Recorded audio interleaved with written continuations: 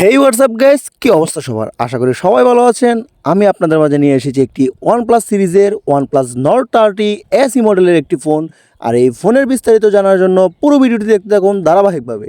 তো প্রথমে আমরা চলে যাচ্ছি এই ফোনের র্যাম রোম দেখার জন্য। তার আগে বলে নেই, এই ফোনটি 1 বছর ব্যবহার করা হয়েছে এবং 1 বছর ব্যবহার করার পর এই ফোনটি কেমন রয়েছে আমরা আজকে সেটাই দেখার চেষ্টা করব। ওকে, আমরা এখন দেখতে থাকি র্যাম এবং রোম কত জিবি। ওকে গাইজ, আমাদের এটা রোম হচ্ছে 128 জিবি এবং র্যাম হচ্ছে 8 জিবি। তার মাঝে 4 জিবি র্যাম হচ্ছে অরিজিনাল এবং 4 জিবি র্যাম হচ্ছে ব্যাকআপ র্যাম। এবং এই ফোনটির পারফরমেন্স 4 জিবি হলেও অত্যন্ত দারুণ পারফরমেন্স করেছে এবং এটির বিস্তারিত আমি আপনাদের মাঝে দেখানোর চেষ্টা করছি। আর আপডেট ভার্সন হচ্ছে 15।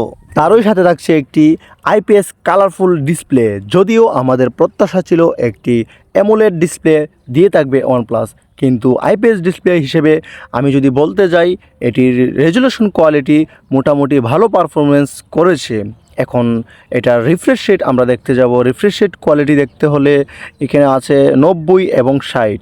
তো আসলে এই বাজেটের মধ্যে রিফ্রেশ রেট ভালো দিয়েছে OnePlus। তারও সাথে এই রিফ্রেশ রেট অনুযায়ী র্যাম এবং রোম প্রয়োজন ছিল। রোম 128 ঠিক আছে, কিন্তু র্যাম প্রয়োজন ছিল 6 থেকে 8 জিবি, যেটি আসলে OnePlus দিতে পারে নাই। আর এই ফোনটির সাথে রয়েছে ডুয়াল স্পিকার স্টেরো মাইক।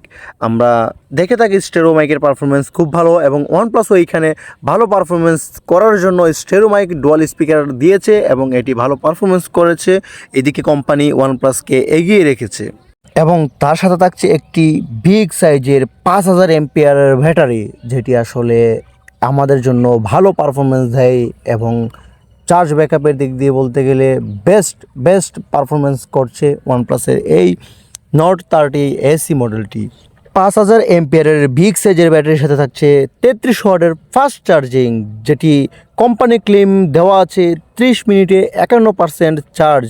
কিন্তু আসলে এইখানে যে আমি আমার ফোনটি চার্জ করতে আরও অনেক বেশি সময় লেগে যায়, যেটি আসলে কোম্পানির আরও আপডেট করা প্রয়োজন ছিল, যেটি আমি OnePlus সিরিজের এই ফোনের ক্ষেত্রে বলতে পারি যেটি আমার প্রত্যাশার বাইরে। এবং আমি প্রত্যাশা করেছিলাম 1 ঘন্টায় 100% চার্জ হয়ে যাবে, কিন্তু আসলে এখনের যুগে দাঁড়িয়ে এই ফাস্ট চার্জিং হিসেব করলে এটি আসলে অনেক স্লো কোয়ালিটির হয়ে গিয়েছে। এখন আমরা ক্যামেরা নিয়ে কথা বলবো। এই ফোনটিতে রয়েছে আপনার 50 মেগাপিক্সেলের একটি ক্যামেরা, যা যথেষ্ট পরিমাণ কালারফুল ক্যামেরা ছিল এবং মোটামুটি ছবি তোলার জন্য ভালোই হয়েছিল। এবং এটাতে সর্বোচ্চ রেকর্ড করা যাচ্ছে ভিডিও রেকর্ড 1080 60 FPS নিয়ে এটাতে 1080p রয়েছে এবং সর্বোচ্চ নর্মালি ভিডিও রয়েছে আপনার 720। তো এটাতে 4K রেজুলেশন আশা করে যাচ্ছিল, কিন্তু বাজেট অনুযায়ী চিন্তা করতে গেলে এটা 4K রেজুলেশন আশা করা যায় না।